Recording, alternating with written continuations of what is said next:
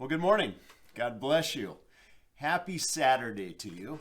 I wanted to take a couple of minutes and send a video to you and let you know I'm thinking about you, thinking about your leadership.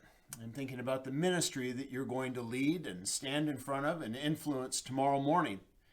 We have had an interesting week in the state of California.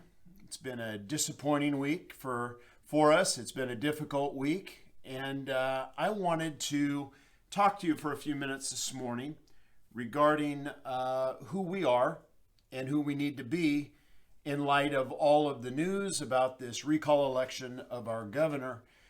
And I just want you to know that I have been praying for you, and before I let you off this video today, I'm going to pray for you again.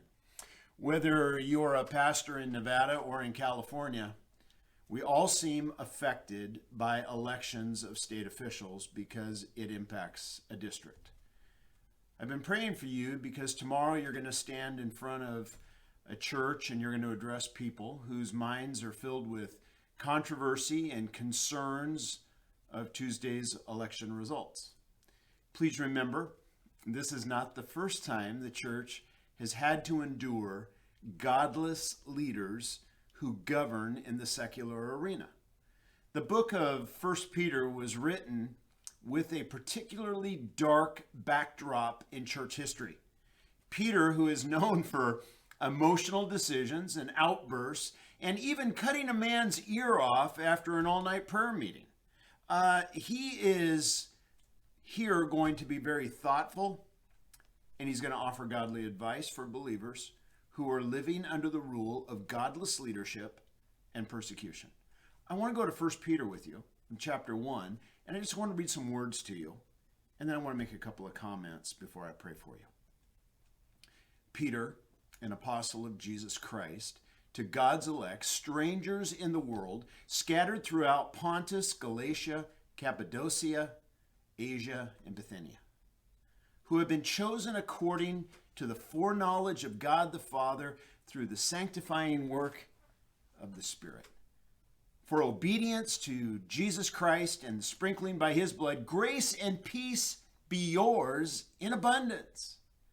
Praise be to the God of our Father and of our Lord Jesus Christ. In his great mercy, he has given us new birth into a living hope through the resurrection of Jesus Christ from the dead, and into an inheritance that can never perish, spoil, or fade, kept in heaven for you, who through faith are shielded by God's power until the coming of the salvation that is ready to be revealed in the last time.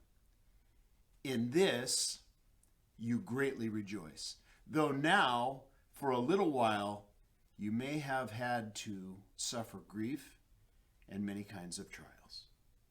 These have come so that your faith, of greater worth than gold, which perishes even though refined by fire, may be proved genuine and may result in praise, glory, honor when Jesus Christ is revealed.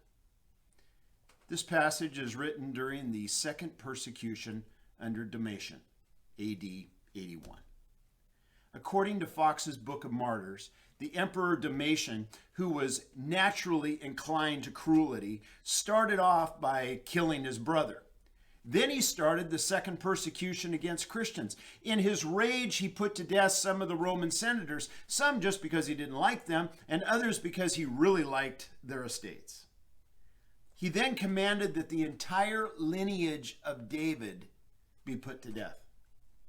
Among the numerous martyrs that suffered during this persecution was John, who was boiled in oil and then afterward banished to Patmos. A law was then passed that no Christian, once brought before a tribunal, should be exempt from punishment without renouncing his religious belief. A variety of fabricated tales were then thought up throughout his reign, composed in order to put fault on Christian. If a famine, a pestilence, or an earthquake afflicted any of the Roman provinces, they laid the blame at the Christians' feet. These persecutions among Christians increased, and a number of informers against Christians increased, all for the sake of personal gain. And many, many innocent lives were sworn away. when any Christian was brought before the magistrate, if they confessed themselves as a believing, practicing Christian, the sentence was death.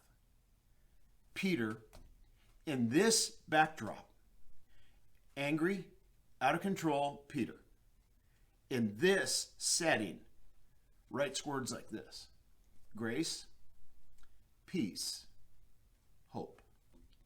Peter then states in chapter 1, verses 13 through 16, therefore, prepare your minds for action. Be self-controlled. Set your hope fully on the grace to be given you when Jesus Christ is revealed. As obedient children, do not conform to the evil desires that you had when you lived in ignorance. But just as he who called you is holy, so be holy in all you do, for it is written, be holy because I am holy. This Sunday, tomorrow, you're going to stand before your people. You will have an opportunity to direct them, to strengthen them, to inspire them, to help them. May the Lord himself grant you exactly what Peter wrote in a difficult season in church history: grace, peace, and hope. My friend, prepare your mind for action.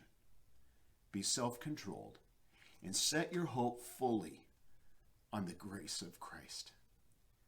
Pastor, missionary, evangelist, staff pastor, worship leader, Sunday school teacher, board member, deacon, usher, lead them well. They are looking to you. May the Spirit of God lead you and direct you with great wisdom, peace, grace, self-control in this season of church history. Let me pray for you. Father, I pray today for my friends, for men and women of God who are sprinkled liberally throughout Northern California and the state of Nevada. Bless them this day as they prepare for the Lord's Day. Bless them, God, in their spirit. Bless them in their mind. Bless them, God, I pray, with your presence, with your spirit, with your wisdom, and with your direction. May our day tomorrow in your house be a day that is marked by your presence ministering to your church. I pray these things in the matchless name of Jesus. Amen. God bless you, my friends. God bless you.